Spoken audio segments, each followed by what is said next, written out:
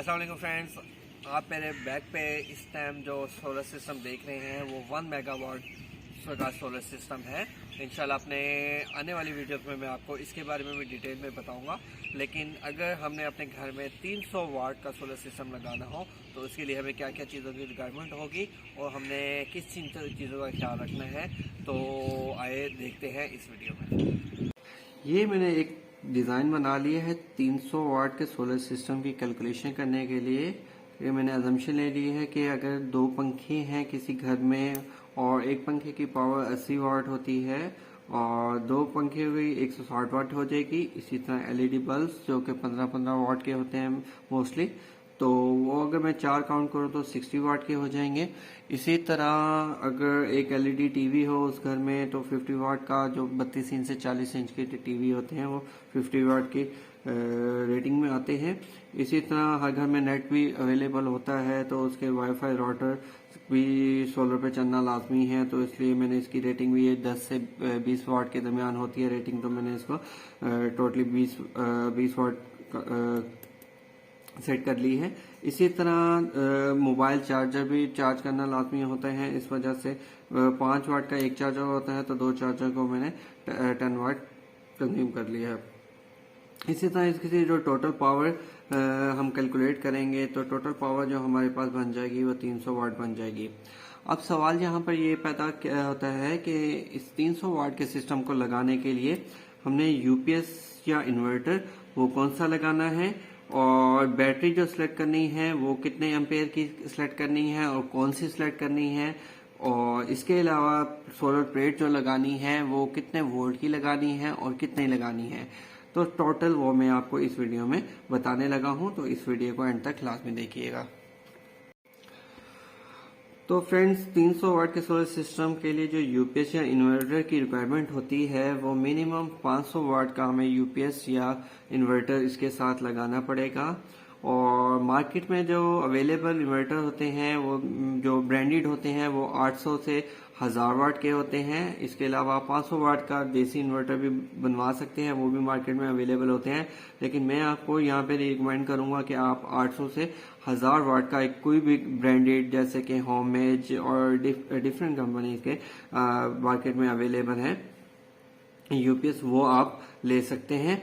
क्योंकि उसकी 4 वजूहत हैं। एक तो कल को आपने फ्यूचर इन्हांसमेंट करनी है अपने सिस्टम में तो आपको दोबारा अपना इन्वर्टर बदलने की जरूरत नहीं पड़ेगी। और इसके अलावा जो ब्रांडेड यूपीएस या इन्वर्टर आते हैं मार्केट में उसमें ओवर करंट प्रोटेक्शन भी मौजूद होती है और ओवरचार्ज प्रोटेक्शन भी मौजूद होती है। इसके अलावा शॉर्ट सर्किट प्रोटेक्शन भी मौजूद होती है। इसलिए मैं आपको रिकमेंड करूंगा कि आप जोन सा भी इन्वर्टर या यूपीएस लें और वो ब्रांडेड खरीदें। 300 वाट के सोलर सिस्टम के साथ बैटरी कौन सी अटैच करें, उसके लिए सबसे पहले हमें मालूम होना चाहिए कि हमारा करंट कितना है, कि कितने करंट की हमें बैटरी चाहिए। तो सिंपली फार्मूला होता है P=VI, जो हर किसी को मालूम होता है, तो इसे हम कैलकुलेट कर सकते हैं इजीली। जैसे कि अगर हमारे पास जो टोटल पावर थी 300 वाट की थी और बैटरी के वोल्टेज 12 वोल्ट होते हैं, तो सिंपली हम इसको डिवाइड करके अपने बैटरी का जो करंट है वो चेक कर सकते हैं कि 25 एम्पेयर हमारे पास लोड होगा। इसका मतलब ये है कि अगर बैटरी 25 एम्पेयर मुसलसल प्रोवाइड करती रहेगी तो हमारा 300 वाट का जो सोलर सिस्टम है वो मुसलसल चलता रहेगा। अब हमने कितने बैटरी इसमें लगानी कौन सी है और इसके अलावा कितने एम्पेयर की लगानी है वो भी मैं आपको बताता हूँ। बैटरी साइज को कैलकुलेट करने के लिए सिंपल फार्मूला होता है wattage into hour divided by voltage, जिसमें वाटेज जो है टोटल लोड है हमारे पास और जो एच है वो हमारे पास बैकअप टाइम इन आवर्स होता है, जबकि वी हमारे पास बैटरी वोल्टेज है। अब हमारे पास टोटल जो पावर है वो 300 की है, 300 वाट है।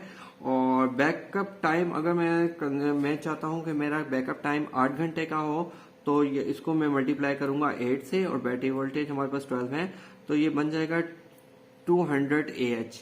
तो 300 वाट के सोलर सिस्टम अगर हमने लगाना है और उसके लिए अगर हमें 8 घंटे का बैकअप टाइम चाहिए तो हमें उसके साथ 200 AH की बैटरी को ऐड करना पड़ेगा। और अगर हमने अपना बैकअप टाइम कम रखना है कि 4 घंटे का करना है तो वो हमारे पास 100 AH की बैटरी भी चल जाएगी। और इसके अलावा अगर हमने बैकअप टाइम 6 आवर का रखना है तो 150 एम्पेयर की जो बैटरी है वो भी हमारे पास चल जाएगी। बैटरी अब कौन कौन सी होती हैं मार्केट में? जो ज़्यादातर बैटरीज अवेलेबल हैं सोलर सिस्टम के लिए, उसमें एसिड बैटरी मौजूद होती हैं, ड्राई बैटरियाँ मौजूद होती हैं, जेल बैटरी मौजूद होती है, ट्यूबुलर बैटरी मौजूद होती है। लेकिन जो स्पेशली डिज़ाइन की जाती है सोलर सिस्टम के लिए वो ट्यूबुलर बैटरी होती है। इसका रेट इन तमाम तीनों बैटरियों की निस्बत ज़्यादा होता है, लेकिन इसकी लाइफ भी ज़्यादा होती है और ये बैकअप टाइम भी इसका अच्छा होता है। तो इसलिए मैं आप लोगों को रिकमेंड करूंगा कि ट्यूबुलर बैटरी को खरीदें ताकि आपका बैकअप टाइम भी अच्छा रहे और आपका बैटरी का जो लाइफ साइकिल है वो भी ज़्यादा से ज़्यादा हो।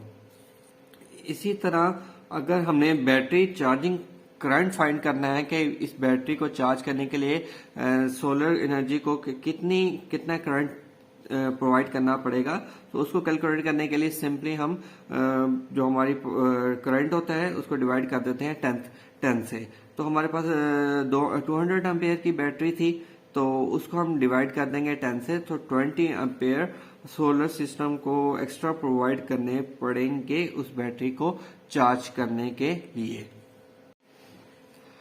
अब आ जाते हैं सोलर प्लेट्स की तरफ कि हमने सोलर प्लेट्स कौन सी लगानी है, कितने वाट की लगानी है और कितनी लगानी है, ये सब सोलर प्लेट्स में हम मालूम करेंगे। टोटल सोलर प्लेट्स को जो करंट रिक्वायर्ड होगा कि कितने एम्पेयर का लोड उन सोलर प्लेट्स ने बर्दाश्त करना है। तो हमारे पास जो टोटल लोड था जो कि हमने अपने घर में चलाना है वो 25 एम्पेयर का था, और जो बैटरी को चार्ज करने के लिए एम्पेयर चाहिए वो 20 एम्पेयर है।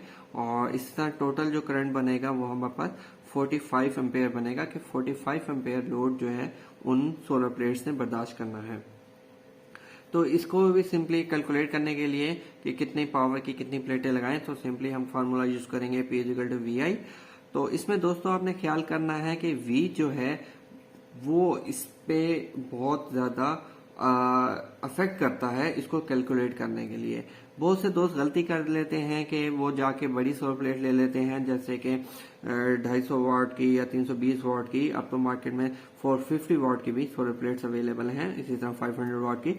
तो उनके जो आउटपुट वोल्टेज होते हैं वो ज्यादा होते हैं, लेकिन जो हमने 300 वाट का सोलर सिस्टम जनरेट करना है उसके लिए जो हमें सोलर प्लेट्स की रिक्वायरमेंट है वो हमारे पास 150 वाट की जरूरत हो पड़ेगी, क्योंकि इसके जो आउटपुट वोल्टेज होते हैं विदाउट लोड वो 18 से 21 वोल्ट के दरमियान होते हैं, और जब ये सोलर प्लेट्स लोड पे आ जाती हैं तो 15 से 16 के दरमियान 14 से 16 के दरमियान इनके आउटपुट वोल्टेज होते हैं।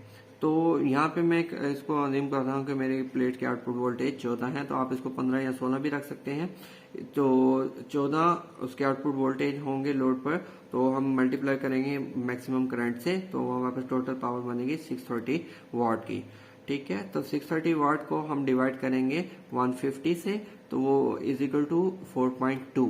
तो मिनिमम रिक्वायर्ड सोलर प्लेट्स जो होंगी वो हमें 4 होंगी 150 वाट की। उम्मीद करता हूँ आपको मेरी ये वीडियो बहुत पसंद आई होगी। अगर आपको इस वीडियो से कुछ भी सीखने को मिला है तो मेरे इस चैनल को लाजमी सब्सक्राइब कीजिएगा और बेल आइकन को लाजमी प्रेस कीजिएगा ताकि नेक्स्ट आने वाली वीडियोस का नोटिफिकेशन आपको मिल सके। Thank you for watching this video. Thank you. Allah हाफिज़।